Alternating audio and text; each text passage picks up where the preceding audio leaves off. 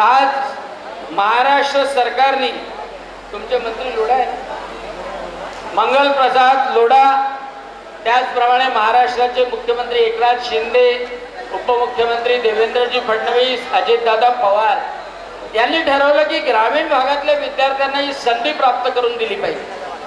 ITIचे विद्यार्थी आहे, या पोरांचं जीवन चांगलं होऊ शकतं, नोकरी लागू शकते, स्वयंरोजगार पण निर्माण होऊ शकतो, पण यांना मार्गदर्शन झालं पाहिजे आणि त्यासाठी आज ही संधी तुम्हाला प्राप्त करून दिली. आणि म्हणून महाराष्ट्र सरकारचं मी मनपूर्वक आभार व्यक्त करतो.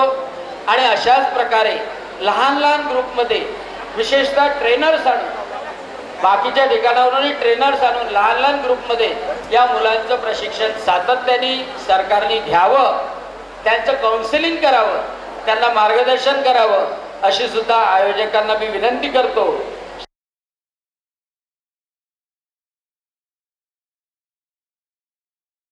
या ठिकाणी स्वतःच्या पायावर उभं राहायचं असेल, आपल्याच गावात राहायचं असेल तर निश्चितच या प्रशिक्षणाच्या माध्यमातून आपण आपल्या गावामध्ये उद्योग चालू करू शकतो, आपला कुटुंब त्या ठिकाणी पुढे नेऊ शकतो. हे या ठिकाणी खऱ्या अर्थाने या प्रशिक्षणाचा उद्देश आहे. म्हणून या ठिकाणी उपस्थित असलेल्या सर्व माझ्या विद्यार्थी आणि विद्यार्थ्यांना एवढं सांगू इच्छिते, या प्रशिक्षणाचा आपण लाभ घ्या.